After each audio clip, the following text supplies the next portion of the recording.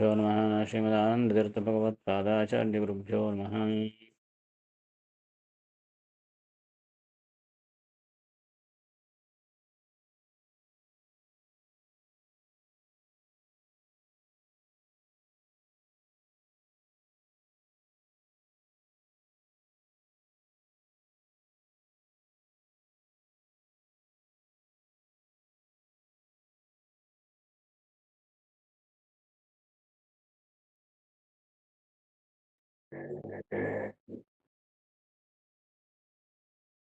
ಏಳನೇದು ದುಷ್ಟಜನ ಸಂಹಾರಿ ಸರ್ವೋತ್ಕೃಷ್ಟ ಮಹಿಮ ಸಮೀರನುತ.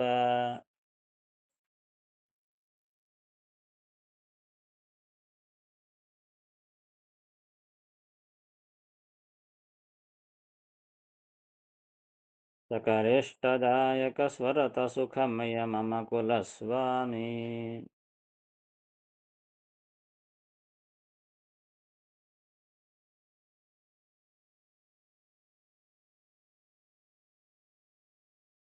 ಹೃಷ್ಟಪುಷ್ಟ ಕನಿಷ್ಠ ಸೃಷ್ಟ್ಯಾದ್ಯಷ್ಟ ಕರ್ತೃಕರೀಂದ್ರವರದ.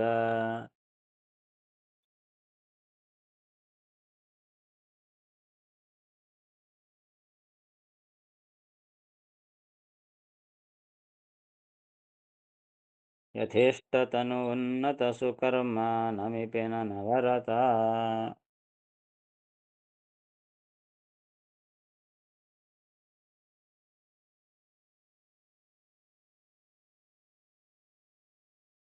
ಇಂತಹ ಸುಂದರವಾದಂತಹ ಪದ್ಯಗಳು. ದುಷ್ಟಜನ ಸಂಹಾರಿ, ದುಷ್ಟಜನರನ್ನು ಸಂಹಾರ ಮಾಡಿದವನು. ಭೂಭಾರ ಹರಣಕ್ಕಾಗಿ ಅನೇಕ ದುಷ್ಟರನ್ನು ಸಂಹಾರ ಮಾಡಿದ. ರಾಮಾವತಾರದಲ್ಲಿ, ಕೃಷ್ಣಾವತಾರದಲ್ಲಿ, ಮೂಲ ರೂಪದಿಂದ ಅನೇಕ ದುಷ್ಟರನ್ನು ಸಂಹಾರ ಮಾಡಿ ಸಜ್ಜನರನ್ನು ರಕ್ಷಣೆ ಮಾಡಿದ. ಹಾಗೆ ದುಷ್ಟಜನ ಸಂಹಾರಿ, ಸರ್ವೋತ್ಕೃಷ್ಟ ಮಹಿಮ. ಸರ್ವೋತ್ಕೃಷ್ಟ, ಉತ್ಕೃಷ್ಟ ಅಂದರೆ ಉತ್ತಮ, ಸರ್ವೋತ್ಕೃಷ್ಟ ಅಂದರೆ ಸರ್ವೋತ್ತಮ.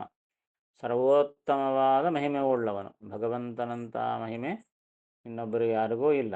ಹೀಗಾಗಿ ಸರ್ವೋತ್ಕೃಷ್ಟ ಮಹಿಮಾ ಅಂದರೆ ಎಲ್ಲರಿಗಿಂತಲೂ ಉತ್ತಮವಾದ ಮಹಿಮೆ ಉಳ್ಳವನು. ಸಮೀರನುತ, ಸಮೀರ ಅಂದರೆ ವಾಯುದೇವರು, ವಾಯುದೇವರಿಂದ ಸ್ತುತಿಸಲ್ಪಟ್ಟವನು. ಎಲ್ಲರಿಗೂ ಪ್ರಾಣದಾತನಾದವನು ಸಮೀರ, ವಾಯುದೇವರು. ಆ ವಾಯುದೇವರು ಕೂಡ ಸ್ತೋತ್ರ ಮಾಡ್ತಾರೆ ಅಂತಂದ ಮೇಲೆ ಅವನಿಗಿಂತಲೂ ಉತ್ತಮ ಅನುಭವ ಸಿದ್ಧವಾಗ್ತದೆ. ಹೀಗಾಗಿ ವಾಯುದೇವರಿಂದ ಸ್ತುತಿಸಲ್ಪಟ್ಟಂತಹ ಮಹಾನುಭಾವ. ಸಕಲೇಷ್ಟದಾಯಕ, ಎಲ್ಲರಿಗೂ ಇಷ್ಟವನ್ನು ಕೊಡತಕ್ಕಂಥವನು. ಸಕಲ ಇಷ್ಟ, ಎಲ್ಲ ಇಷ್ಟವನ್ನು, ಒಂದು ಇಷ್ಟವನ್ನು ಒಬ್ಬರು ಪೂರ್ಣ ಮಾಡಲಿಕ್ಕೆ ಸಾಧ್ಯ. ಎಲ್ಲ ಇಷ್ಟವನ್ನು, ಎಲ್ಲರ ಇಷ್ಟವನ್ನು ಯಾರು ಪೂರ್ಣ ಮಾಡಲಿಕ್ಕೆ ಸಾಧ್ಯ? ಸರ್ವೋತ್ತಮನಾದರೆ ಮಾತ್ರನೇ ಸಾಧ್ಯ ಆಗ್ತದೆ. ಸಮಸ್ತವನ್ನು ತನ್ನ ಅಧೀನದಲ್ಲಿ ಇಟ್ಟುಕೊಂಡವನಿಗೆ ಇಂಥ ಮಹಿಮೆ ಸಾಧ್ಯವಾಗ್ತದೆ. ಹೀಗಾಗಿ ಸಕಲೇಷ್ಟದಾಯಕ, ಎಲ್ಲರಿಗೂ ಎಲ್ಲ ಇಷ್ಟವನ್ನು ಕೊಡ್ತಕ್ಕಂಥವನು. ಸ್ವರತ, ಅವನಿಗೆ ಇನ್ನೊಬ್ಬರು ಯಾರು ಕೊಡ್ತಾರೆ ಸುಖ? ಅವನಿಗೆ ಸುಖ ಕೊಡೋರು ಯಾರಿಲ್ಲ. ಅವನು ಎಲ್ಲರಿಗೂ ಸುಖ ಕೊಡ್ತಾನಾಗಲಿ, ಅವನಿಗೆ ಸುಖ ಕೊಡುವಂತಹ ಅವನಿಗಿಂತಲೂ ಉತ್ತಮನಿಲ್ಲ. ಅವನಿಗೂ ಸುಖ ಕೊಡಬೇಕಾದರೆ ಅವನಿಗಿಂತಲೂ ಉತ್ತಮನಾಗಿರಬೇಕು. ಮತ್ತು ಅವನಿಗಿಂತಲೂ ಉತ್ತಮನಿಲ್ಲ, ಹಾಗಾಗಿ ಅವನಿಗೆ ಸುಖ ಕೊಡೋನಿಲ್ಲ ಯಾರು. ಮತ್ತು ಯಾರು ಸುಖ ಕೊಡೋದಿಲ್ಲ ಅಂದರೆ ಮತ್ತು ಅವನಿಗೆ ಸುಖನೇ ಇಲ್ಲ ಅಂತ ಅರ್ಥ ಏನು? ಅದಕ್ಕೆ ಸ್ವರತ ಅಂತಂದರು. ಇನ್ನೊಬ್ಬರ ಅವಸರನೇ ಇಲ್ಲ ಇವನಿಗೆ. ನಮಗಂದರೆ ಇನ್ನೊಬ್ಬರು ಕೊಡಬೇಕು. ಯಾಕೆ? ನಮ್ಮ ಹತ್ರ ಇಲ್ಲ, ಇದ್ದದ್ದನ್ನು ನಾವು ಅನುಭವಿಸಲಿಕ್ಕೆ ಸಾಧ್ಯವಿಲ್ಲ. ಆದರೆ ಭಗವಂತನಿಗೆ ಇನ್ನೊಬ್ಬರು ಕೊಡೋ ಅವಶ್ಯಕತೆಯೇ ಇಲ್ಲ. ಯಾಕೆ? ಸ್ವರತ, ತನ್ನಲ್ಲೇ ತಾನು ರತನಾಗಿದ್ದವನು, ತನ್ನಲ್ಲಿ ತಾನು ಸುಖಪಡ್ತಾನೆ. ಲಕ್ಷ್ಮೀದೇವಿಯ ಅವಸರನೂ ಇಲ್ಲ. ಹೀಗಾಗಿ ಅದನ್ನೇ ಸೂಚನೆ ಮಾಡಲಿಕ್ಕಾಗಿಯೇ ತಾನು ಹೊಕ್ಕಳನಿಂದೇ ಬ್ರಹ್ಮದೇವನ ಸೃಷ್ಟಿ ಮಾಡಿಬಿಟ್ಟ. ಸಂತಾನಕ್ಕಾಗಿಯೂ ನನಗೆ ಲಕ್ಷ್ಮಿ ಬೇಡ ಅಂತ ಸೂಚಿಸೋದಕ್ಕಾಗಿ.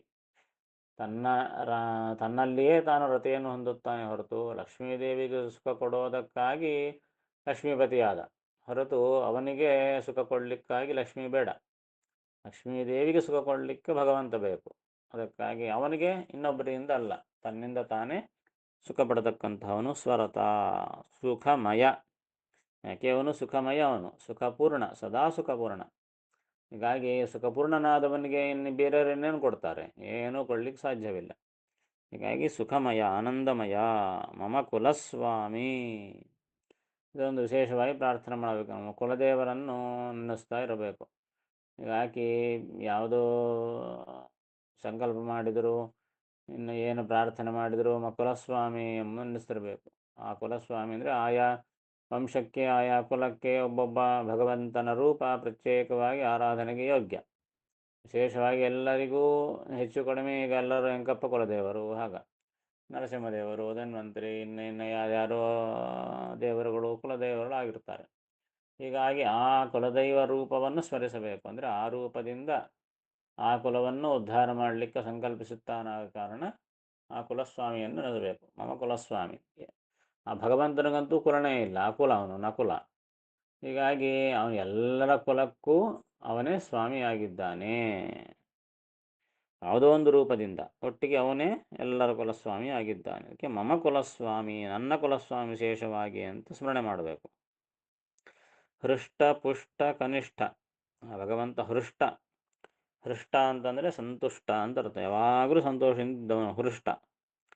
ಪುಷ್ಟ, ಯಾವಾಗಲೂ ಪುಷ್ಟನಾಗಿರ್ತಾನೆ. ಅಂದರೆ ಅವನು ತೆಳ್ಳಕ್ಕಾಗೋದು, ಪಾಪ ರೋಗ ಬಂತು, ಏನೋ ತೆಳ್ಳಕ್ಕಾದ, ಇನ್ನೇನೋ ಆಯಿತು, ಹಿಂಗೇನು ಮಾಡಲಿಕ್ಕಿಲ್ಲ. ಅವನು ಪುಷ್ಟ, ಯಾವಾಗಲೂ ಪುಷ್ಟನಾಗಿರ್ತಾನೆ. ಸದಾ ಮೈ ತುಂಬಿಕೊಂಡಿರ್ತಾನೆ. ಯಾವಾಗಲೂ ಅವನಿಗೆ ಹಾನಿ ಎಂಬುದು, ಅವನಿಗೆ ಇನ್ನೇನೋ ಉಪದ್ರವ ಆಯಿತು ಇತ್ಯಾದಿಗಳೇನೂ ಅವನಿಗಿರೋದಿಲ್ಲ. ಸದಾ ಪುಷ್ಟನಾಗಿರ್ತಾನೆ. ಕನಿಷ್ಠ. ಕನಿಷ್ಠ ಅಂದರೆ ಸಣ್ಣವನು ಅಂತ ಅರ್ಥ.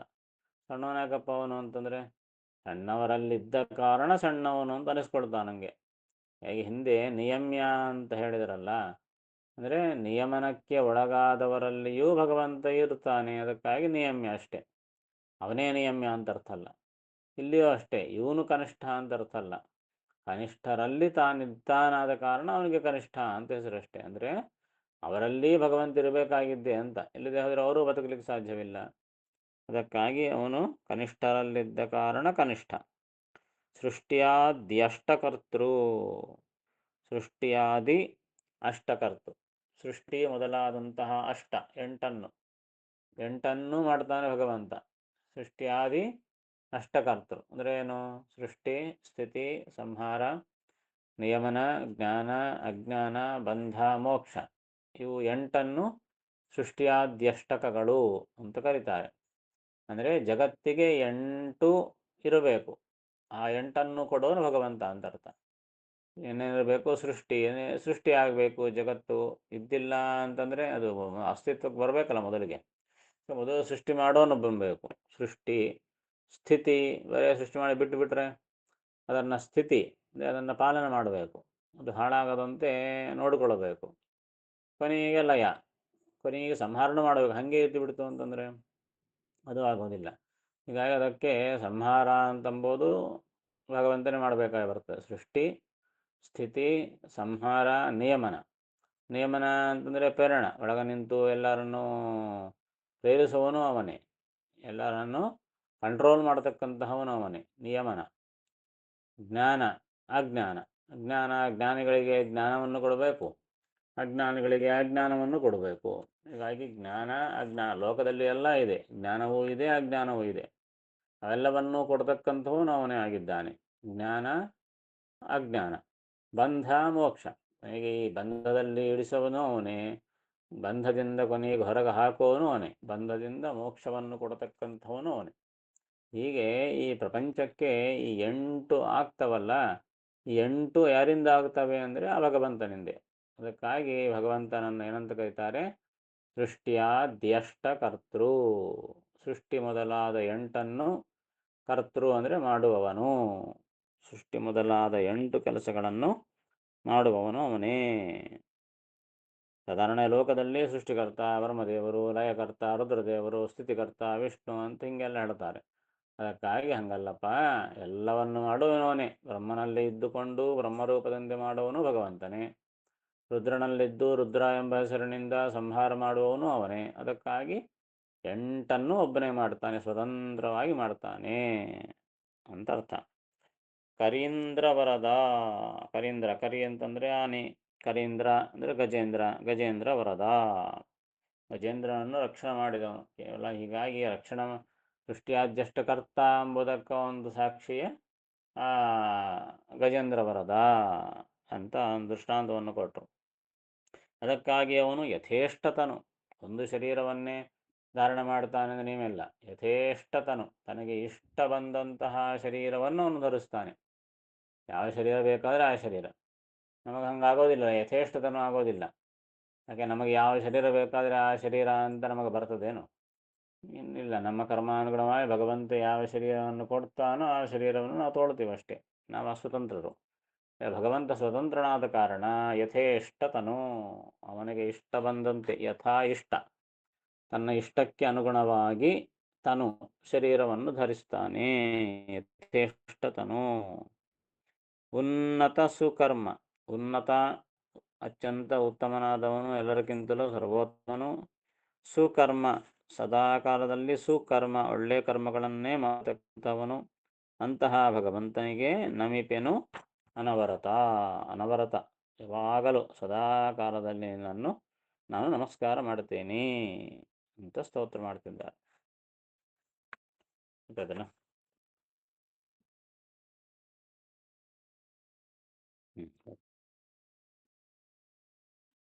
ದುಷ್ಟ ಜನರನ್ನು ಸಂಹರಿಸುವವನು,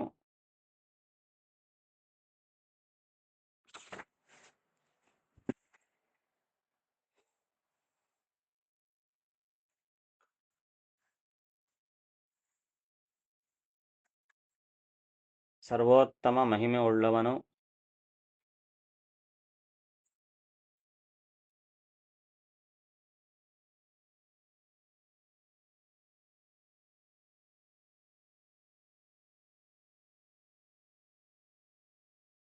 ವಾಯುದೇವರಿಂದ ಸ್ತುತಿಸಲ್ಪಡುವವನು, ವಾಯುದೇವರಿಂದ ಸ್ತುತಿಸಲ್ಪಡುವವನು,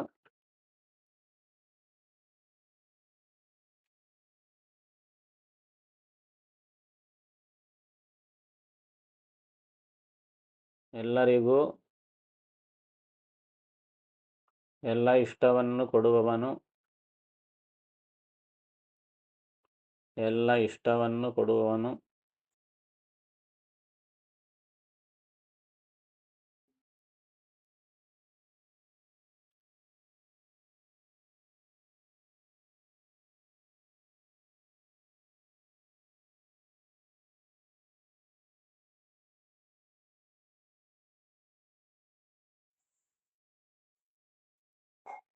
ಸ್ವರತನು,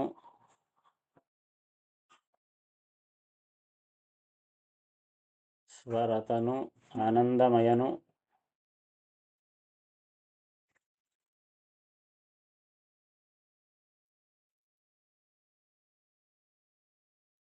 ನನ್ನ ಕುಲಸ್ವಾಮಿ,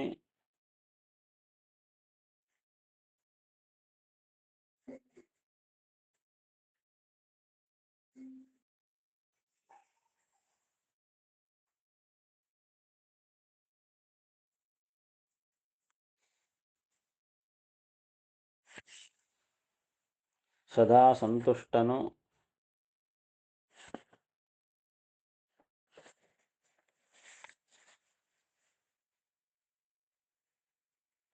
ಪುಷ್ಟನು,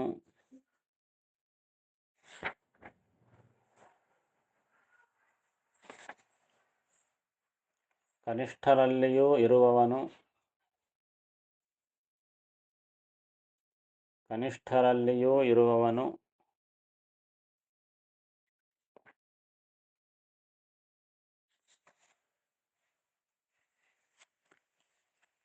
ಸೃಷ್ಟಿ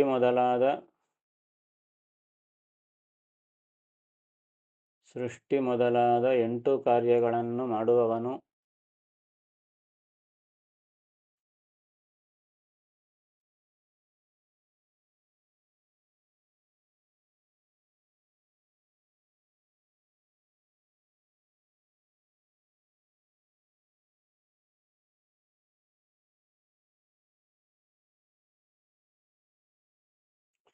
ಗಜೇಂದ್ರ ವರದ,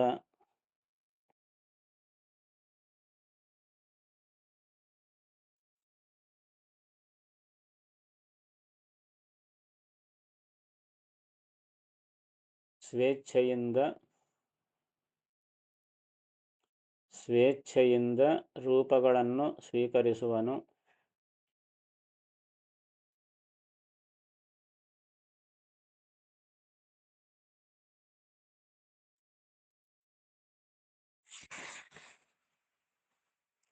ಉತ್ತಮ ಕರ್ಮಗಳನ್ನು ಮಾಡುವವನು.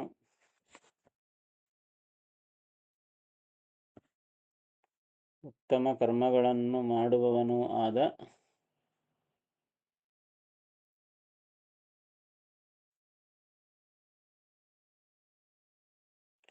ಶ್ರೀಹರಿಗೆ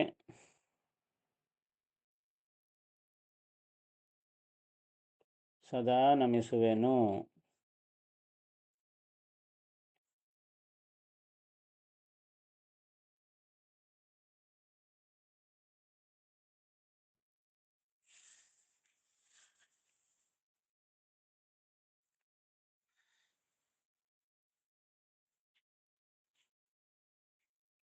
ದುಷ್ಟಜನ ಸಂಹಾರಿ ಸರ್ವೋತ್ಕೃಷ್ಟ ಮಹಿಮ ಸಮೀರನುತ.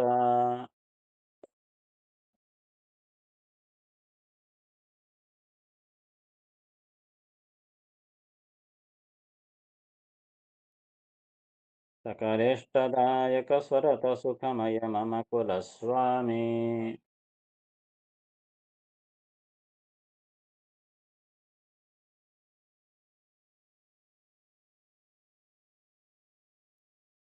ಹೃಷ್ಟಪುಷ್ಟ ಕನಿಷ್ಠ ಸೃಷ್ಟ್ಯಾದ್ಯಷ್ಟ ಕರ್ತೃಕರೀಂದ್ರವರದ.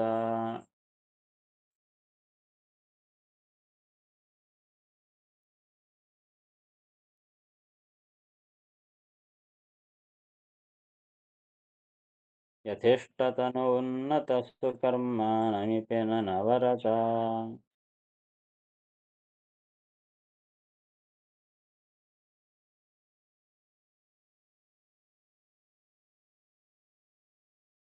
ಪಾಕಶಾಸನ ಪೂಜ್ಯ ಚರಣ ಪಿನಾಕಿ ಸನ್ನುತ ಮಹಿಮ.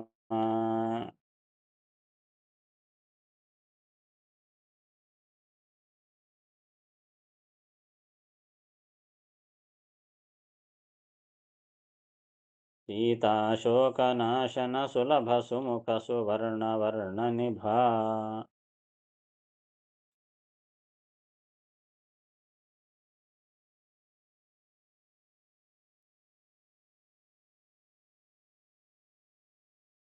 ಮಾಕಳತ್ರ ಮನೀಷಿ ಮಧುರಿಪು ಏಕಮೇವಾದ್ವಿತೀಯ ರೂಪ.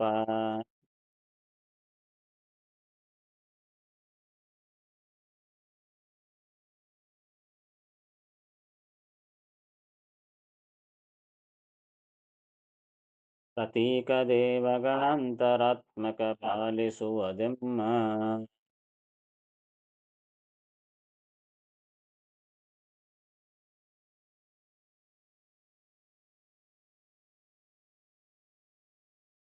ಪಾಕಶಾಸನ ಪೂಜ್ಯ ಚರಣ. ಪಾಕಶಾಸನ, ಪಾಕ ಎಂಬ ರಾಕ್ಷಸನನ್ನು ಶಾಸನ ಮಾಡಿದವನು, ಸಂಹಾರ ಮಾಡಿದವನು ಅಂದರೆ ದೇವೇಂದ್ರ ಅಂತ ಅರ್ಥ. ದೇವೇಂದ್ರನಿಗೆ ಪಾಕಶಾಸನ ಅಂತ ಹೆಸರು. ಯಾಕೆ? ಪಾಕಾಸುರ, ಪಾಕ ಎಂಬಂತಹ ಅಸುರನನ್ನು ಸಂಹರಿಸಿದ ಕಾರಣ ದೇವೇಂದ್ರನಿಗೆ ಪಾಕಶಾಸನ ಅಂತ ಹೆಸರು. ಸೊ ಪಾಕಶಾಸನ ಪೂಜ್ಯ ಚರಣ, ಆ ದೇವೇಂದ್ರನಿಂದ ಪೂಜ್ಯವಾದ ಚರಣ ಉಳ್ಳವನು, ದೇವೇಂದ್ರನಿಂದಲೂ ನಮಸ್ಕೃತನಾದ ಪಾದ ಉಳ್ಳವನು ಅಂತ ಅರ್ಥ. ಅಂದರೆ ಅವನಿಗಿಂತಲೂ ಉತ್ತಮ. ಮತ್ತು ಪಿನಾಕಿ ಸನ್ನುತ ಮಹಿಮಾ, ಪಿನಾಕಿ ಅಂದರೆ ಪಿನಾಕ ಎಂಬ ಧನಸ್ಸನ್ನು ಧರಿಸಿದವನು ರುದ್ರದೇವರು. ಈ ಪಿನಾಕಿ ಅಂತ ರುದ್ರದೇವರಿಗೆ ಹೆಸರು. ಪಿನಾಕಿ ಸನ್ನುತ ಮಹಿಮಾ, ಆ ಪಿನಾಕಿಯಿಂದ ರುದ್ರದೇವರಿಂದ ಸನ್ನುತ ಚೆನ್ನಾಗಿ ಸ್ತುತಿಸಲ್ಪಟ್ಟ ಮಹಿಮೆ ಉಳ್ಳವನು. ರುದ್ರದೇವರು ಕೂಡ ಸದಾಕಾಲ ಚೆನ್ನಾಗಿ ಭಗವಂತನನ್ನು ಸ್ತೋತ್ರ ಮಾಡ್ತಾ ಇರ್ತಾರೆ. ಹೀಗಾಗಿ ಆ ರುದ್ರದೇವರಿಂದಲೂ ಕೂಡ ವಂದ್ಯನಾದ ಸರ್ವೋತ್ತಮ ಭಗವಂತ. ಪಿನಾಕಿ ಸನ್ನುತ ಮಹಿಮಾ. ಸೀತಾಶೋಕನಾಶನ, ಸೀತಾದೇವಿಯ ಶೋಕವನ್ನು ನಾಶನ ಮಾಡಿದವನು. ಸೀತಾದೇವಿ ಅಶೋಕವನದಲ್ಲಿ ಶೋಕ ಪಡ್ತಾ ಇರುವಾಗ ಆ ರಾಮಚಂದ್ರ ತಾನು ಆಕೆಯನ್ನು ಬಿಡಿಸಿ ಸಂತೋಷವನ್ನು ಉಂಟು ಮಾಡಿದ. ನಿಜವಾದ ಸೀತಾದೇವಿಗೆ ಶೋಕ ಎಲ್ಲಿದು? ಆಕೆಗೆ ಶೋಕ ಇತ್ತು ಏನು ಗತಿ? ಸಾಕ್ಷಾತ್ ಮಹಾಲಕ್ಷ್ಮೀ ದೇವಿ ಸೀತಾದೇವಿ ಆಕೆಗೆ ಎಲ್ಲಿ ಶೋಕ? ಶೋಕನೇ ಇಲ್ಲ. ನಿಜವಾಗಿ ಸೀತೆ ಇಲ್ಲ, ಅಶೋಕವನದಲ್ಲಿದ್ದದ್ದು ಸೀತಾಕೃತಿ. ಹೀಗಾಗಿ ಆ ಸೀತಾಕೃತಿಗೆ ಬಂದ ಶೋಕವನ್ನು ಪರಿಹರಿಸಿದವನು ಅಂತ ಅರ್ಥ ಇಷ್ಟೆ. ನಿಜವಾಗಿ ಸೀತಾದೇವಿಗೆ ಲಕ್ಷ್ಮೀದೇವಿಗೆ ಅಂತೂ ಶೋಕ ಇಲ್ಲೇ ಇಲ್ಲ. ಸೀತಾಶೋಕನಾಶನ. ಸುಲಭ ಸುಮುಖ ಸುವರ್ಣ ವರ್ಣನಿಭ. ಸುಲಭ ಅಂದರೆ ಭಕ್ತರಿಗೆ ಸುಲಭನಾದವನು ಅಂತ ಅರ್ಥ. ಸುಮುಖ ಒಳ್ಳೆ ಸುಂದರ ಮುಖ ಉಳ್ಳವನು. ಸುವರ್ಣ ವರ್ಣ ನಿಭ. ಸುವರ್ಣ ಬಂಗಾರದಂತೆ ವರ್ಣ ಬಣ್ಣವುಳ್ಳವನು. ಆ ಬಂಗಾರ ಬಣ್ಣಕ್ಕೆ ನಿಭ ಅಂದರೆ ಸಮಾನ ಆದವನು. ಬಂಗಾರ ಬಣ್ಣದಂತೆ ಬಣ್ಣ ಉಳ್ಳವನು, ಶುಭ್ರವಾದಂತಹ ಸುವರ್ಣವರ್ಣಾಂಗ ಭಗವಂತ. ಹೀಗಾಗಿ ಒಂದೊಂದು ಭಗವಂತನ ರೂಪಗಳು ಅನೇಕ ರೀತಿ, ಒಂದೊಂದು ಕೆಲವು ರೂಪಗಳು ಕೆಲವು ಬಣ್ಣ. ಹಾಗೆ ಕೃಷ್ಣಮೂರ್ತಿ ಭಗವಂತಂದು ಆತ ನೀಲಮೇಘಶ್ಯಾಮ ಕೃಷ್ಣ ರೂಪ. ಹಾಗೆ ಕೆಲವು ಹಯಗ್ರೀವ ಮೊದಲಾದ ರೂಪಗಳು ಬಿಳಿ ರೂಪ, ಪರಶುರಾಮ ಮೊದಲಾದ ರೂಪಗಳು ಕೆಂಪು ರೂಪ. ಹಾಗೆ ಈ ಮೂಲ ರೂಪಕ್ಕೆ ಸೂರ್ಯಾಂತರ್ಗತನಾದ ಭಗವಂತ ಅವನು ಸುವರ್ಣವರ್ಣ ನಿಭ.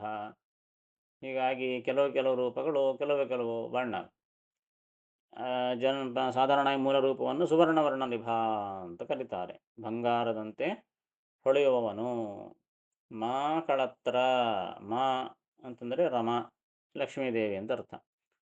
ಕಳತ್ರ ಅಂತಂದರೆ ಪತಿ, ಅಥವಾ ಎರಡೂದಕ್ಕೂ ಬಳಸ್ತಾರೆ. ಕಳತ್ರ ಅಂಬೋದು ಹೆಂಡತಿ. ಲಕ್ಷ್ಮೀದೇವಿಯನ್ನು ಹೆಂಡತಿಯಾಗಿ ಪಡೆದವನು ಮಾ ಕಳತ್ರ. ಮನೀಷಿ.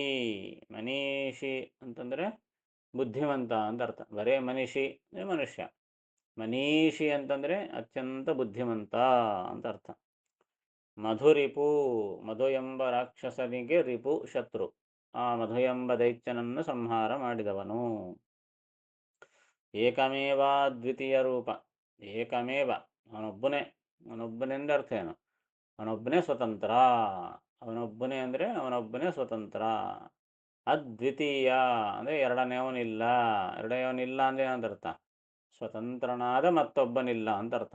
ಎರಡನೇವರು ಯಾರಿಲ್ಲ ಅಂತ ಅರ್ಥ ಅಲ್ಲ. ಅವನಂತೆ ಸ್ವತಂತ್ರನಾದ ಮತ್ತೊಬ್ಬನು ಇಲ್ಲ. ಅದ್ವಿತೀಯ ಅಂದರೆ ಏಕಮೇವ ಅಂದರೆ ಅವನೊಬ್ಬನೇ ಸ್ವತಂತ್ರ. ಅದ್ವಿತೀಯ ಅಂದರೆ ಅಂತಹ ಸ್ವತಂತ್ರನು ಇನ್ನೊಬ್ಬನು ಇಲ್ಲ ಅಂತ ಅರ್ಥ. ಏಕಮೇವಾದ್ವಿತೀಯ ರೂಪ. ಪ್ರತೀಕ ದೇವಗಣಾಂತರಾತ್ಮಕ. ದೇವಗಣಾಂತರಾತ್ಮಕ. ದೇವಗಣ ದೇವತೆಗಳ ಸಮೂಹ. ಆ ದೇವತೆಗಳ ಗಣಗಳಲ್ಲಿ ಅಂತರಾತ್ಮ ಅಂತರ್ಯಾಮಿಯಾಗಿದ್ದವನು. ಆ ದೇವತೆಗಳು ಎಂಥವರು ಅಂದರೆ ಪ್ರತೀಕ. ಪ್ರತೀಕ ಅಂತಂದರೆ ಪ್ರತಿಮಾ ಅಂತ ಅರ್ಥ.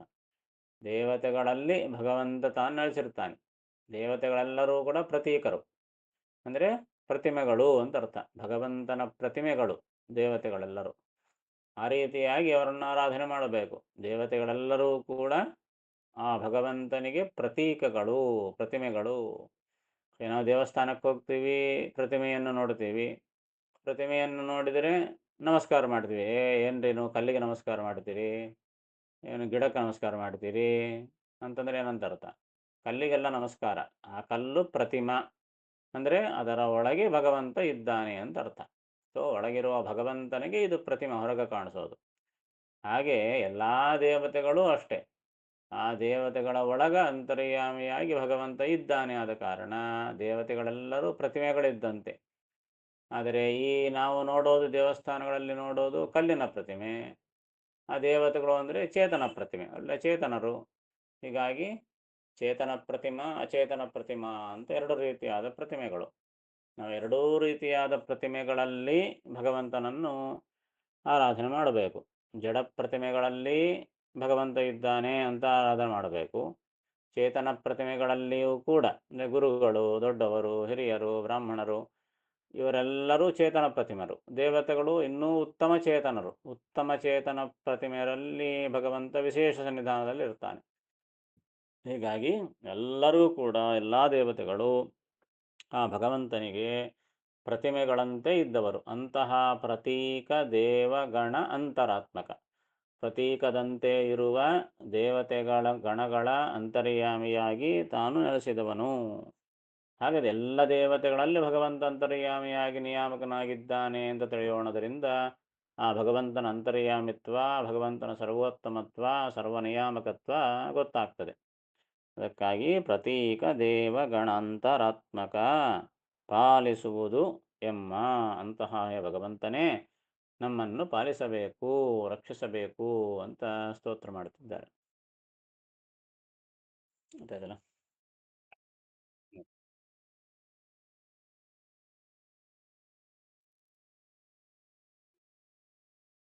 ಪಾಕಶಾಸನನಾದ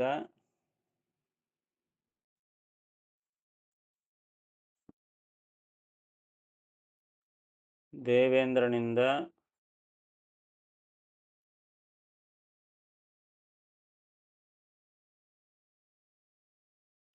ಪೂಜ್ಯಪಾದನು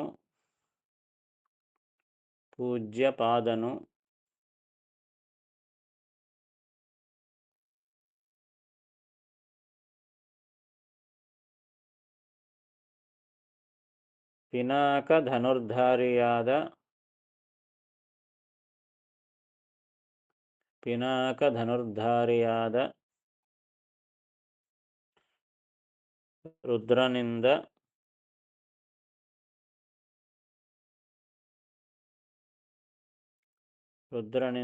ಸ್ತುತಿಸಲ್ಪಟ್ಟ ಮಹಿಮೆ ಉಳ್ಳವನು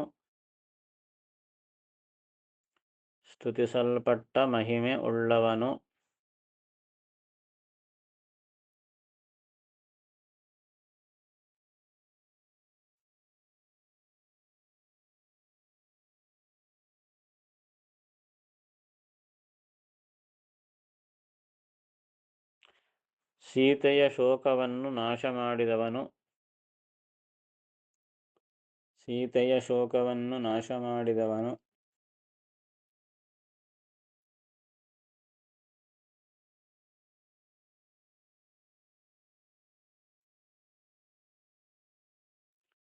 ಭಕ್ತರಿಗೆ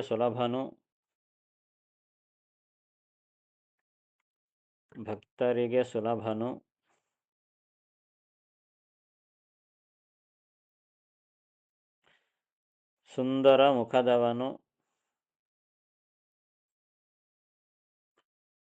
ಸುಂದರ ಮುಖದವನು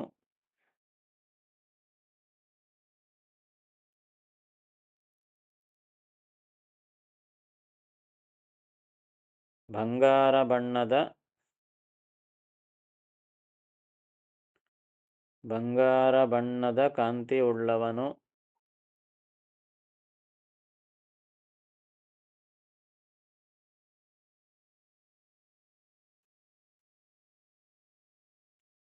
ಲಕ್ಷ್ಮೀದೇವಿಯನ್ನು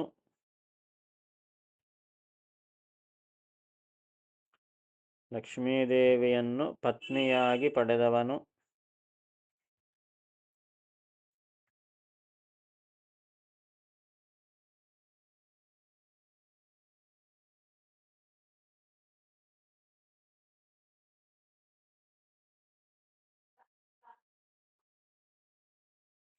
ಮಹಾಬುದ್ಧಿಮಂತನು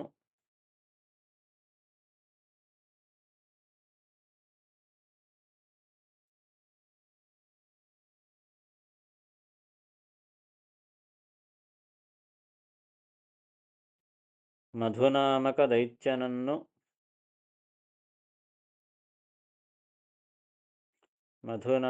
ದೈತ್ಯನನ್ನು ಸಂಹಾರ ಮಾಡಿದವನು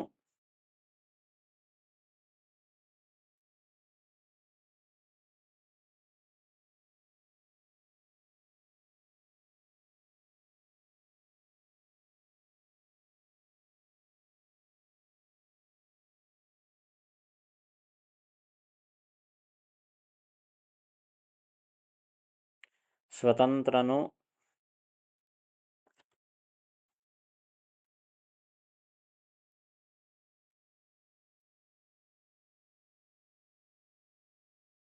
ಅದ್ವಿತೀಯ ರೂಪನು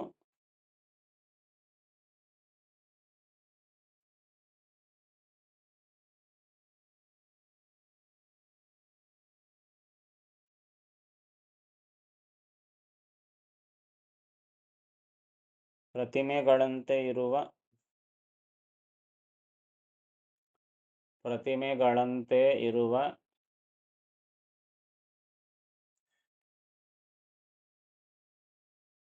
ದೇವತೆಗಳ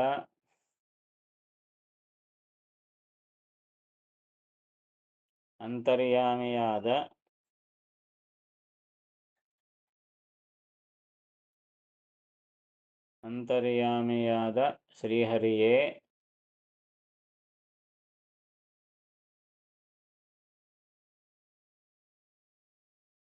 ನಮ್ಮನ್ನು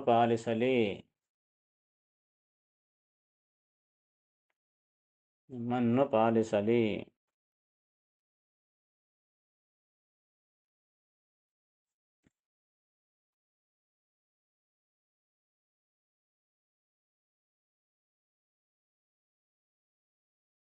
ಕಾಕಶಾಸನ ಪೂಜ್ಯ ಚರಣ ಪಿನಾಕಿ ಸನ್ನುತ ಮಹಿಮ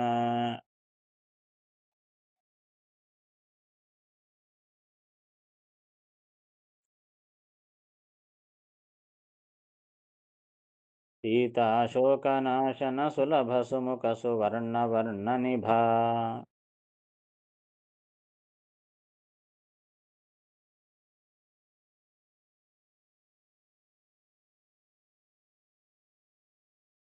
ನಾಕಳತ್ರ ಮನೀಷಿ ಮಧುರಿಪು ಏಕಮೇವಾದ್ವಿತೀಯ ರೂಪ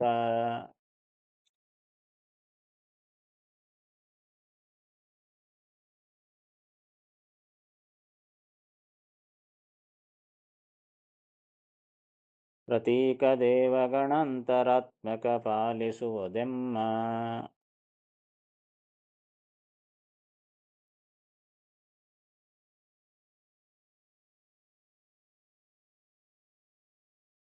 ಅಪ್ರಮೇಯಾನಂತರೂಪ ಸದಾ ಪ್ರಸನ್ನ ಮುಖಾಬ್ಜ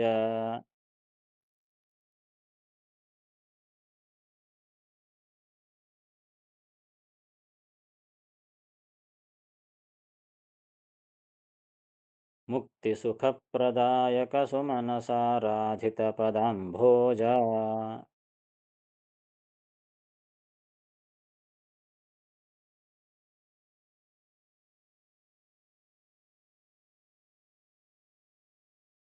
ಸ್ವಪ್ರಕಾಶ ಸ್ವತಂತ್ರ ಸರ್ವಗ ಕ್ಷಿಪ್ರಫಲದಾಯಕ ಕ್ಷಿತೀಶ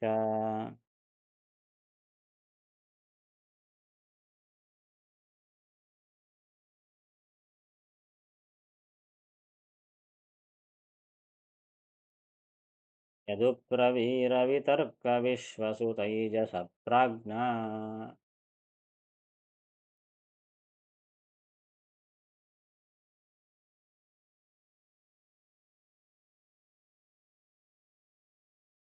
ಇಂತಹ ಸುಂದರವಾದಂತಹ ಪದಗಳು ನೋಡ್ರಿ.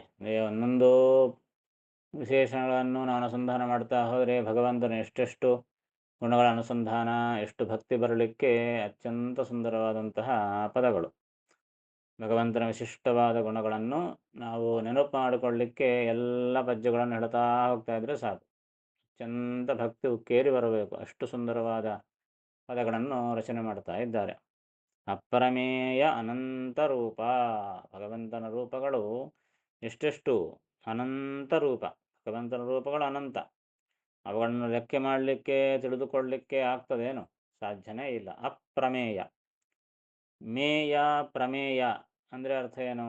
ತಿಳ್ಕೊಳ್ಳಿಕ್ಕೆ ಯೋಗ್ಯನಾದವನು ಅಂತ ಅರ್ಥ, ತಿಳಿದುಕೊಳ್ಳಬಹುದು ಅಂತ ಅರ್ಥ ಪ್ರಮೇಯ ಅಂತಂದರೆ. ಅಪ್ರಮೇಯ ಅಂದರೆ ತಿಳ್ಕೊಳ್ಳಿಕ್ಕೆ ಸಾಧ್ಯವಿಲ್ಲ ಅಂತ ಅರ್ಥ. ತಿಳಿದುಕೊಳ್ಳಲಿಕ್ಕೆ ಸಾಧ್ಯವಿಲ್ಲದ ಅನಂತ ರೂಪಗಳು.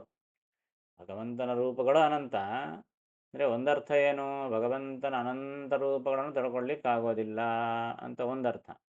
ಅನಂತ ರೂಪ ತಿಳ್ಕೊಳ್ಳಿಕ್ಕಾಗಲ್ಲಪ್ಪ, ಒಂದು ರೂಪವನ್ನು ತಿಳ್ಕೊಬೋದೇನೆಂದರೆ ಒಂದು ರೂಪಗಳು ಕೂಡ ತಿಳ್ಕೊಳ್ಳಿಕ್ಕಿಲ್ಲ. ಆಗ ಅಪ್ರಮೇಯ ಎಂಬುದು ಒಂದೊಂದು ರೂಪಕ್ಕೂ ವಿಶೇಷಣ. ಅಂದರೆ ಒಂದೊಂದು ರೂಪವೂ ಅಪ್ರಮೇಯವೇ, ಅಂತಹ ಅಪ್ರಮೇಯವಾದ ರೂಪಗಳು ಅನಂತ ಇವೆ ಅಂತ ಅರ್ಥ.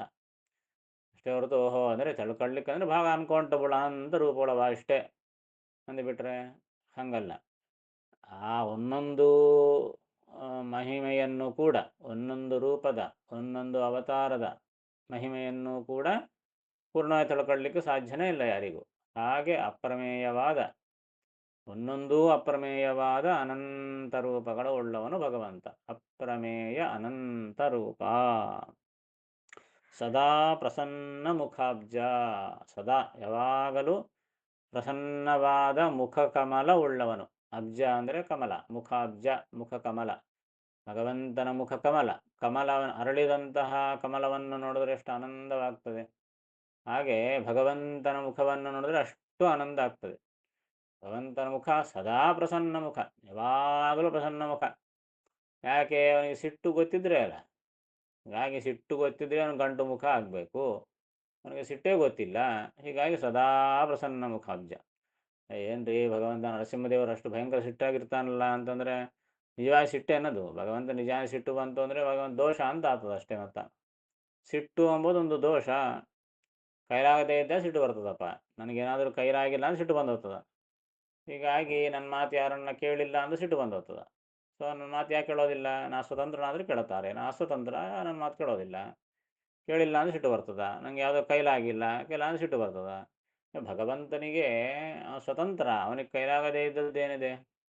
ಎಲ್ಲರೂ ಅವನ ವಶದಲ್ಲಿರೋರು, ಅವನ ಮಾತು ಕೇಳದೇ ಇದ್ದವರು ಯಾರಿದ್ದಾರೆ? ಹೀಗಾಗಿ ಸಿಟ್ಟು ಬರೋ ಪ್ರಸಂಗನೇ ಇಲ್ಲ ಅವನಿಗೆ. ಸಿಟ್ಟಾಗಿ ಬರ್ತದೆ. ಸಿಟ್ಟು ಬಂದರೆ ದೋಷ ಅಂತ ಅರ್ಥ, ಕೈಲಾಗಿಲ್ಲ ಅಂತ ಅರ್ಥ. ಸದಾ ಪ್ರಸನ್ನ ಮುಖ ಭಗವಂತ. ಮತ್ತು ನರಸಿಂಹದೇವರು ಸಿಟ್ಟದಲ್ರಿ ಅಂದರೆ ಸುಮ್ಮನೆ ನಾಟಕ ಅಷ್ಟೇ. ಸಿಟ್ಟು ಬಂದಂತೆ ತೋರಿಸಿದ ಅಷ್ಟೇ, ನಿಜವಾಗಿ ಸಿಟ್ಟಿಲ್ಲೇ ಇಲ್ಲ. ಸಿಟ್ಟು ಅಂದರೆ ಮತ್ತೆ ದೋಷ ಅಂತ ಅರ್ಥ. ನರಸಿಂಹದೇವರು ಭಾಳ ಉಗ್ರರೂಪರಿ ನರಸಿಂಹ, ಭಾಳ ಸಿಟ್ಟು ನರಸಿಂಹದೇವರಿಗೆ ಅನ್ಬಾರ್ದು. ಸಿಟ್ಟು ಅಂದರೆ ದೋಷ. ಮತ್ತು ಸದಾ ಪ್ರಸನ್ನ ಮುಖನೇ. ಕೇವಲ ಅಸುರನ ಸಂಹಾರ ಮಾಡಲಿಕ್ಕೆ ನಾಟಕವನ್ನು ಮಾಡಿದಷ್ಟೇ. ನಾಟಕ ಮಾಡ್ತಾನಿಲ್ಲ ನಟ, ಆ್ಯಕ್ಟರು ನಾಟಕದಲ್ಲಿ ಓ ಅಂತ ಅಳ್ತಾನೆ. ಎಂಥಾಬ್ರು ಅಳ್ತಾ ವಾ ಬಾಬಾ ಎಷ್ಟು ಅಳ್ತಾನೆ ನೋಡ್ರಿ ಪಾಪ. ಅಂದರೆ ಹೊರಗೆ ಬಂದರೆ ನಕ್ಕಂತ ಕೂತಿರ್ತಾನೆ ಅವನು. ಏನ್ರಿ ಇಷ್ಟು ತನಕ ಅತ್ತಿಯಲ್ಲ ಅಂತಂದರೆ ನಾಟಕ ಅನ್ನೋದು ಅಂತಾನಷ್ಟೇ. ಹಂಗೆ ಭಗವಂತನ ಸಿಟ್ಟು ಕೂಡ ಅಷ್ಟೇ ನಾಟಕ. ಎಂಥ ಸಿಟ್ಟು ತೋರಿಸಲ್ಲೋ ನರಸಿಂಹ ಅಂದರೆ ಸುಮ್ಮನೆ ತೋರಿಸಿ ನಡೆಯೋ ಮರಾಯ ಅಂತಂತಾನಷ್ಟೆ. ಅಸುರರನ್ನು ಹೆದರಿಸಲಿಕ್ಕೆ ಸಿಟ್ಟು ಬಂದಂತೆ ತೋರಿಸಿದ ಅಷ್ಟೆ. ಸಿಟ್ಟು ಬಂದರೆ ಮತ್ತೆ ಟೆನ್ಷನ್ ಬಿಡೋದು ಹೋಗ್ತದೆ, ಅದೊಂದು ದೋಷ. ಹೀಗಾಗಿ ಭಗವಂತ ಸದಾ ಪ್ರಸನ್ನ ಮುಖನೇ, ತೋರಿಸ್ಲಿಕ್ಕೆ ಮಾತ್ರ ಹಂಗೆ ತೋರಿಸ್ತಾನಷ್ಟೆ.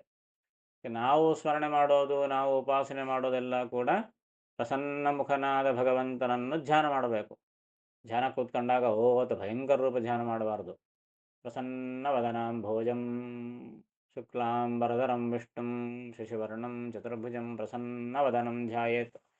ಪ್ರಸನ್ನ ವದನ, ಅತ್ಯಂತ ನಮ್ಮ ತಣ್ಣನ ಕಣ್ಣಿಂದ, ಸುಂದರವಾದ ದೃಷ್ಟಿಯಿಂದ ಪ್ರಸನ್ನ ಮುಖನಾಗಿ ನಗುಮುಖನಾಗಿ ನೋಡ್ತಾ ಇದ್ದಾನೆ ಅಂತ ಚಿಂತೆ ಮಾಡಬೇಕು ನಾವು. ಘೋರ ರೂಪಗಳನ್ನು ಚಿಂತೆ ಮಾಡಬಾರ್ದು. ಅದಕ್ಕಾಗಿ ಸದಾ ಪ್ರಸನ್ನ ಮುಖಾಬ್ಜ, ಯಾವಾಗಲೂ ಪ್ರಸನ್ನವಾದ. ಪ್ರಸನ್ನ ಅಂತಂದರೆ ನಮ್ಮನ್ನು ಅನುಗ್ರಹ ಮಾಡುತ್ತಾನೆ ಎಂಬ ದೃಷ್ಟಿಯಿಂದ ನೋಡುತ್ತಿದ್ದಾನೆ ಅಂತ ಅರ್ಥ. ಸದಾ ಪ್ರಸನ್ನ ಮುಖಾಬ್ಜ. ಮುಕ್ತಿ ಸುಖಪ್ರದಾಯಕ, ಮುಕ್ತಿ ಸುಖವನ್ನು ಕೊಡುವವನು. ಇದು ಯಾರಿಗೆ ಅಲ್ಲ, ಒಂದೊಂದು ವಿಶೇಷಣನೂ ಯಾರಿಗೂ ಸಾಧ್ಯ ಇಲ್ಲ. ಇದು ಯಾರಿಗೂ ಇಂಥ ವಿಶೇಷಣ ಹೇಳಲಿಕ್ಕೆ ಸಾಧ್ಯನೇ ಇಲ್ಲ. ಮುಕ್ತಿ ಸುಖಪ್ರದಾಯಕ ಅಂತ ಯಾರು ಹೇಳ್ತೀವಪ್ಪ? ಯಾರೂ ಹೇಳಲಿಕ್ಕಿಲ್ಲ. ಯಾಕೆ? ಮುಕ್ತಿ ಕೊಡುವನವನೊಬ್ಬನೇ ಅಲ್ಲ, ಯಾರೂ ಮುಕ್ತಿ ಕೊಡಲಿಕ್ಕೆ ಸಾಧ್ಯವಿಲ್ಲ. ಮುಕ್ತಿಯಲ್ಲಿ ಆನಂದವನ್ನು ಕೊಡಬೇಕಲ್ಲ. ಅಂದರೆ ಒಂದರ್ಥ ಸಾಧಾರಣ ಏನು ತೊಳ್ಕೊಳ್ತೀವಿ, ಈಗ ನಮ್ಮ ಸಂಸಾರದಲ್ಲಿದ್ದೀವಿ, ಈಗ ಅಜ್ಞಾನ ಮುಚ್ಚಿದೆ, ಲಿಂಗ ಶರೀರ ಇದೆ, ಅದಕ್ಕಾಗಿ ಸಂಸಾರ ಇದೆ. ಲಿಂಗ ಶರೀರ ಹೋದ ಮೇಲಕ್ಕೆ ನಮ್ಮ ಜೀವನ ಸ್ವರೂಪವೇ ಅದು ಜ್ಞಾನಾನಂದಾತ್ಮಕವಾದದ್ದು, ಆನಂದ ರೂಪವಾದದ್ದು ಜೀವನ ಸ್ವರೂಪ. ಮೋಕ್ಷಕ್ಕೆ ಹೋದ ಮೇಲೆ ಲಿಂಗ ಶರೀರ ಇರೋದಿಲ್ಲ, ಪ್ರಕೃತಿ ಶರೀರ ಇರೋದಿಲ್ಲ. ಹೀಗಾಗಿ ಅವನ ಸ್ವರೂಪಭೂತವಾದ ಆನಂದ ಮೋಕ್ಷದಲ್ಲಿ ಬೆಳಗುತ್ತಾ ಇರ್ತದೆ. ಮತ್ತು ಅಲ್ಲಿ ಇನ್ನು ದೇವ್ರದ್ದು ಏನದ ಅಂದುಬಿಟ್ರೆ ನಮ್ಮ ಸುಖ ನಾವು ಅನುಭವಿಸ್ತೀವಪ್ಪ, ಅದಕ್ಕೆ ದೇವ್ರದ್ದು ಏನದ? ಆತಂದೇನು ಮುಲಾಜ ಅಂದರೆ ಮೋಕ್ಷದಲ್ಲಿಯೂ ಕೂಡ ನಮ್ಮ ಸುಖವೇ ನಮ್ಮ ಅನುಭವಕ್ಕೆ ಬರಬೇಕು ಅಂದರೂ ಭಗವಂತನ ಅನುಗ್ರಹ ಇರಬೇಕಾಗಿದ್ದೆ. ಹೀಗಾಗಿ ಆ ಭಗವಂತನ ಅನುಗ್ರಹ ಇಲ್ಲದಿದ್ದರೆ ಮೋಕ್ಷ ಸುಖನೂ ನಮಗೆ ಸಿಗೋದಿಲ್ಲ. ನಮ್ಮದೇ ಸುಖ ಅದು, ನಮ್ಮ ಸ್ವರೂಪಭೂತ ಸುಖನೇ ನಮಗೆ ಅನುಭವಕ್ಕೆ ಬರೋದಿಲ್ಲ. ಅದು ವಿಚಿತ್ರ. ಈಗಲೂ ಆನಂದ ರೂಪರೇ ಜೀವನ ಸ್ವರೂಪ ಆನಂದನೇ. ಮತ್ತು ಈಗ ಯಾಕೆ ನಮಗೆ ನಮ್ಮದೇ ಆದ ನಮ್ಮ ಸ್ವರೂಪಭೂತವಾದ ಆನಂದನೇ ನಮಗೆ ಅನುಭವಕ್ಕೆ ಬರೋಣಿಲ್ಲ? ಅದು ವಿಚಿತ್ರ. ಯಾಕೆ? ಅದನ್ನು ಕೂಡ ಅಡ್ಡಿ ಹಾಕುವಂತಹ ಭಗವಂತನ ಇಚ್ಛಾ ಆವರಣವಾಗಿರ್ತದೆ. ಮೋಕ್ಷದಲ್ಲಿ ಭಗವಂತ ಅದನ್ನು ತೆಗೆದು ನಮ್ಮ ಸುಖವನ್ನೇ ನಮಗೆ ಕೊಡುವಂತೆ ಮಾಡ್ತಾನೆ. ಹೀಗಾಗಿ ಮೋಕ್ಷದ ಸುಖವನ್ನು ಕೂಡ ಆ ಭಗವಂತನೇ ಕೊಡಬೇಕು, ಅಭಿವ್ಯಕ್ತಿ ಆಗುವಂತೆ ಮಾಡಬೇಕು ಭಗವಂತ. ಹೀಗಾಗಿ ಮುಕ್ತಿ ಸುಖ ಪ್ರದಾಯಕ, ಮುಕ್ತಿ ಸುಖವನ್ನು ಕೊಡತಕ್ಕಂತಹವನು. ಸುಮನಸಾರಾಧಿತ ಪದಾಂಭೋಜ, ಸುಮನಸರು ದೇವತೆಗಳು, ಸುಮನಸಾರಾಧಿತ ಆ ದೇವತೆಗಳಿಂದ ಪೂಜಿಸಲ್ಪಟ್ಟ ಪದಾಂಭೋಜ ಪಾದಕಮಲ ಉಳ್ಳವನು, ದೇವತೆಗಳಿಂದ ಪೂಜಿಸಲ್ಪಟ್ಟ ಪಾದಕಮಲ ಉಳ್ಳವನು. ಎಲ್ಲ ದೇವತೆಗಳು ಭಗವಂತನ ಪಾದವನ್ನು ತಾವು ಸ್ಮರಣೆ ಮಾಡ್ತಾರೆ, ಆರಾಧನೆ ಮಾಡ್ತಾರೆ, ಪೂಜೆ ಮಾಡ್ತಾರೆ. ದೇವತೆಗಳೇ ಪೂಜೆ ಮಾಡ್ತಾರೆ ಅಂದ್ಮಾರಕ್ಕೆ ನಮ್ಮ ಪಾಡೇನು, ನಿತ್ಯ ಪೂಜೆ ಮಾಡಲೇಬೇಕು, ಸರ್ವೋತ್ತಮ ಅಂತ ಅರ್ಥ. ಸ್ವಪ್ರಕಾಶ, ಭಗವಂತ ಸ್ವಪ್ರಕಾಶ, ತನ್ನ ಪ್ರಕಾಶಕ್ಕೆ ಇನ್ನೊಬ್ಬರು ಕಾರಣರಲ್ಲ. ಎಲ್ಲ ಪ್ರಕಾಶ ಆಗಬೇಕಂದ್ರೆ ಸೂರ್ಯ ಒಳ್ಳೆ ಪ್ರಕಾಶ ರೂಪ, ಆದರೆ ಸೂರ್ಯನಲ್ಲಿ ಆ ಸೂರ್ಯಾಂತರ್ಗತನಾದ ನಾರಾಯಣನ ಇದ್ದುಕೊಂಡು ಆ ಪ್ರಕಾಶ ಕೊಡದೆ ಹೋದರೆ ಆ ಸೂರ್ಯನಿಗೆ ಪ್ರಕಾಶ ಎಲ್ಲಿದ್ದು? ಚಂದ್ರನಲ್ಲಿದ್ದುಕೊಂಡು ಅಗ್ನಿಯಲ್ಲಿದ್ದುಕೊಂಡು ಅಗ್ನಿ ಸುಡ್ತಾದ ಅಂದರೆ ಅದರ ಒಳಗಿದ್ದು ಆ ಗುಣವನ್ನು ಕೊಡುವವನು ಭಗವಂತ. ಸ್ವತಂತ್ರವಾಗಿ ಸುಡೋ ಶಕ್ತಿ ಅಗ್ನಿಗೂ ಇಲ್ಲ, ಸ್ವತಂತ್ರವಾಗಿ ಪ್ರಕಾಶ ಆಗುವಂತಹ ಶಕ್ತಿ ಸೂರ್ಯನಿಗೂ ಇಲ್ಲ, ಚಂದ್ರನಿಗೂ ಇಲ್ಲ. ಸ್ವತಂತ್ರ ಪ್ರಕಾಶರು ಯಾರೂ ಇಲ್ಲ. ಒಳಗೆ ನಿಂತುಕೊಂಡ ಆ ಭಗವಂತನ ಪ್ರಕಾಶದಿಂದಲೇ ಅವರು ಪ್ರಕಾಶಿಸಬೇಕು. ಗೀತೆಯಲ್ಲಿ ಕೃಷ್ಣ ಹೇಳ್ತಾನೆ, ಯದಾದಿತ್ಯಗತಂ ತೇಜೋ ಜಗದ್ಭಾಸಯತೆ ಅಖಿಲಂ ಯಚ್ಚಂದ್ರಮಸಿ ಹೆಚ್ಚಾಗ್ನೋ ತತ್ತೇಜೋ ವಿದ್ಯಮಾಮಕಂ ಅಂತ ಗೀತೆಯಲ್ಲಿ ಕೃಷ್ಣ ಹೇಳ್ತಾನೆ. ಅರ್ಜುನ, ಸೂರ್ಯನಲ್ಲಿ, ಚಂದ್ರನಲ್ಲಿ, ಅಗ್ನಿಯಲ್ಲಿ ಇದ್ದುಕೊಂಡು ಪ್ರಕಾಶ ಕೊಡುವವನು ನಾನೇ ಅಂತ ಕೃಷ್ಣ ಹೇಳ್ತಾನೆ. ಆಗ ಭಗವಂತ ಮಾತ್ರ, ಭಗವಂತನಿಗೆ ಯಾರು ಶಕ್ತಿ ಕೊಡ್ತಾರೆ ಅಂದರೆ ಅವನು ಸ್ವಪ್ರಕಾಶ, ತನ್ನ ಪ್ರಕಾಶಕ್ಕೆ ತಾನೇ ಕಾರಣ, ಸ್ವತಂತ್ರವಾದಂತಹ ಪ್ರಕಾಶವುಳ್ಳವನು. ಇವನು ಸ್ವತಂತ್ರ. ಸ್ವಪ್ರಕಾಶ ಯಾಕಾಗ್ಯಾನ ಅಂದರೆ ಸ್ವತಂತ್ರನಾಗ್ಯಾನ, ಅದಕ್ಕಾಗಿ ತನ್ನ ಅಧೀನದಲ್ಲಿ ತಾನಿದ್ದಾನೆ, ಇನ್ನೊಬ್ಬರ ಅಧೀನದಲ್ಲಿಲ್ಲ. ಅದಕ್ಕಾಗಿ ಅವನು ಸ್ವಪ್ರಕಾಶನಾಗಿದ್ದಾನೆ. ಯಾಕೆ? ಅವನು ಸ್ವತಂತ್ರನಾಗಿದ್ದಾನೆ. ಬರೀ ಎಲ್ಲೋ ಇದ್ದುಕೊಂಡು ರಕ್ಷಣೆ ಮಾಡೋದಲ್ಲ. ಸರ್ವಗ, ಸರ್ವಗ ಅಂದರೆ ಎಲ್ಲರಲ್ಲಿ ಇರುವವನು, ಸರ್ವವ್ಯಾಪ್ತನಾಗಿದ್ದಾನೆ. ಒಂದು ಮೂಯು ಕೂತ್ಕೊಂಡು ರಾಜ ಇದ್ದಂತೆ ಸಿಂಹಾಸನಲ್ಲಿ ಕೂತ್ಕೊಂಡು ಭಟರನ್ನ ಕಳಿಸಿ, ಮಂತ್ರಗಳನ್ನ ಕಳಿಸಿ, ಇನ್ಯಾರನ್ನ ಕಳಿಸಿ ಕೆಲಸ ಮಾಡಿಸೋದಲ್ಲ. ತಾನೇ ಸ್ವಯಂ ಸರ್ವತ್ರ ವ್ಯಾಪ್ತನಾಗಿ ಎಲ್ಲರನ್ನೂ ನೇಮನ ಮಾಡ್ತಾನೆ. ಸರ್ವಗ.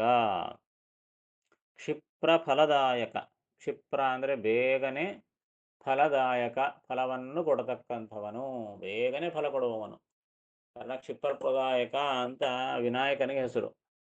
ಗಣಪತಿಗೆ ಕ್ಷಿಪ್ರದಾಯಕ, ಕ್ಷಿಪ್ರ ಫಲದಾಯಕ, ಕ್ಷಿಪ್ರ ಪ್ರಸನ್ನ ಅಂತ ಗಣಪತಿ ಕರೀತಾರೆ. ಬೇಗನೆ ಫಲ ಕೊಡ್ತಾನೆ ಅಂತ. ಅವನಿಗೂ ಆ ಶಕ್ತಿಯನ್ನು ಕೊಟ್ಟವರು ಯಾರು? ಸ್ವತಂತ್ರನಾದ ಭಗವಂತ. ಹೀಗಾಗಿ ಕ್ಷಿಪ್ರ ಫಲದಾಯಕ. ಗಜೇಂದ್ರ ಕರೆದ ತಕ್ಷಣ ಓಡಿ ಬಂದಲ್ಲ, ಧ್ರುವ ಕರಿತೂನೇ ಓಡಿ ಬಂದ, ಇನ್ನು ಯಾರೂ ಓಡಿ ಬರಲಿಲ್ಲ, ಅಷ್ಟು ಫಾಸ್ಟಾಗಿ ಓಡಿ ಬಂದ. ಹೀಗಾಗಿ ಕ್ಷಿಪ್ರ ಫಲದಾಯಕ, ಬೇಗನೆ ಫಲವನ್ನು ಕೊಡತಕ್ಕಂಥವನು.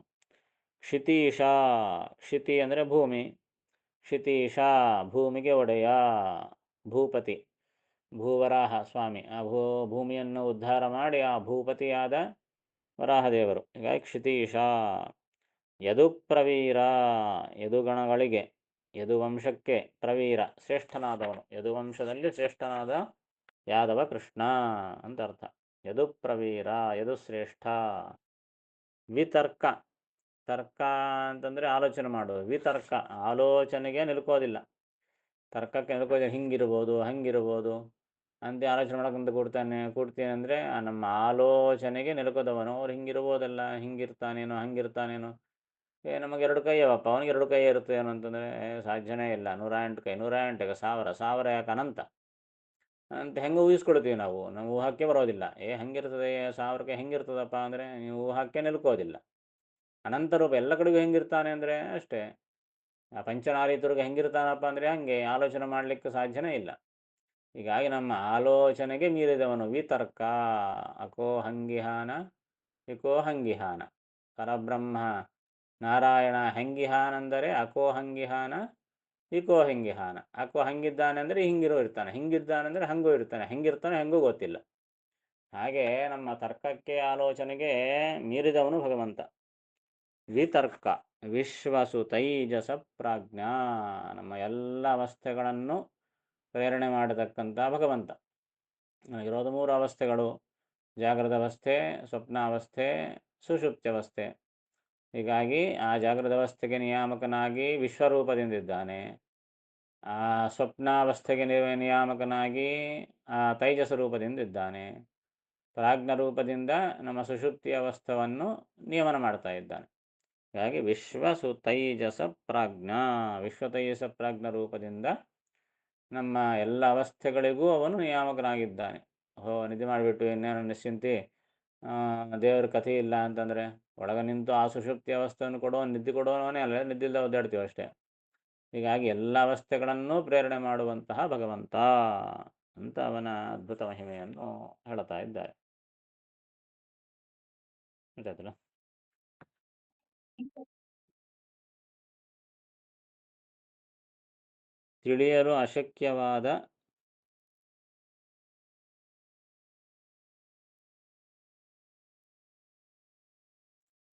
ತಿಳಿಯಲು ಅಶಕ್ಯವಾದ ಅನಂತರೂಪ ಉಳ್ಳವನು.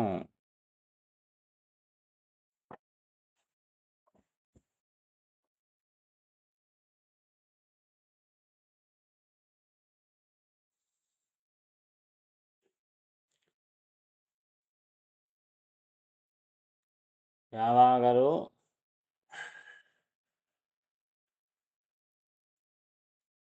ಪ್ರಸನ್ನವಾದ ಮುಖಕಮಲ ಉಳ್ಳವನು.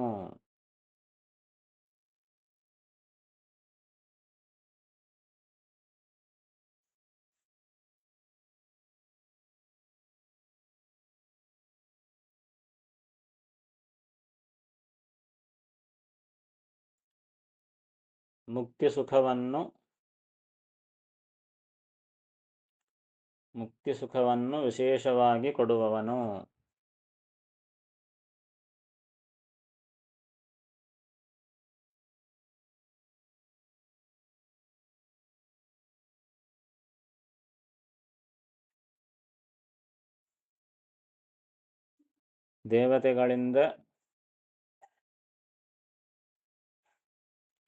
ದೇವತೆಗಳಿಂದ ಪೂಜಿತವಾದ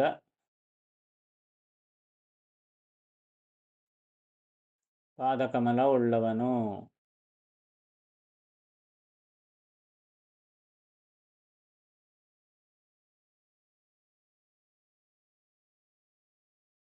ಸ್ವಪ್ರಕಾಶನು,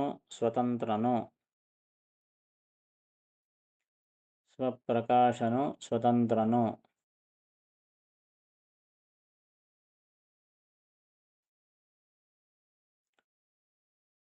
ಸರ್ವವ್ಯಾಪ್ತನು.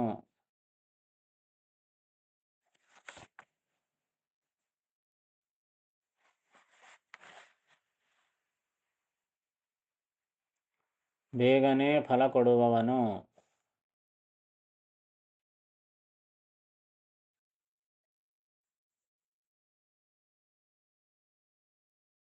ಭೂಮಿಗೆ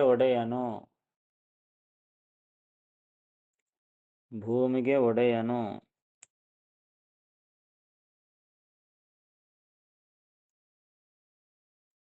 ಯದುಶ್ರೇಷ್ಠನು.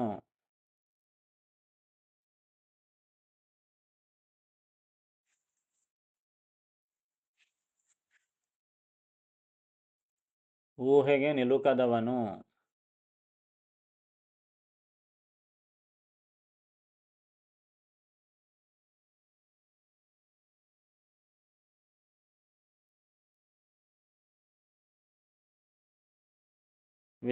ತೈಜಸ ಪ್ರಾಜ್ಞ ರೂಪನು.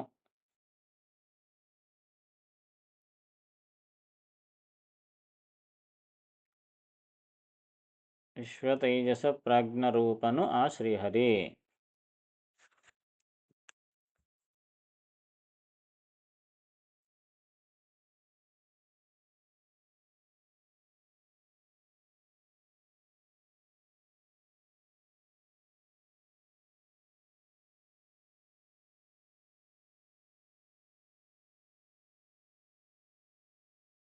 ಅಪ್ರಮೇಯಾನಂತರೂಪ ಸದಾ ಪ್ರಸನ್ನ ಮುಖಾಬ್ಜ.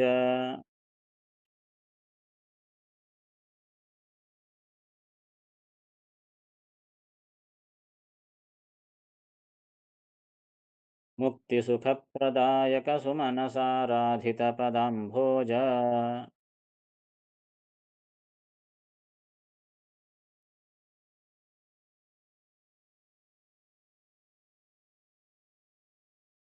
ಸ್ವಪ್ರಕಾಶ ಸ್ವತಂತ್ರ ಸರ್ವಕಕ್ಷಿಪ್ರಫಲದಾಯಕ ಕ್ಷಿತೀಶ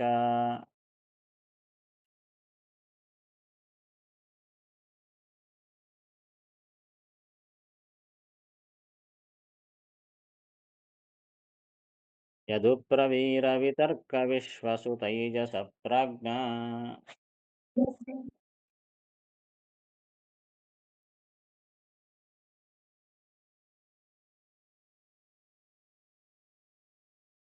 ಸಂಶಯ ಇದ್ದರೆ ಕೇಳ್ಬೋದು.